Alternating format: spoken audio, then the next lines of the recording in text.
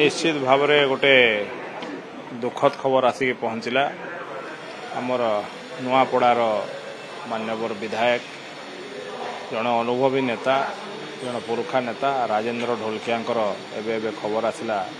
तांकर देहांत होती निश्चित भाव में समस्त गोटे दुखद घटना एवं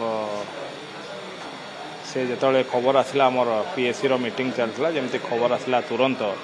पीएससी मीटिंग बंद करी आमे शोक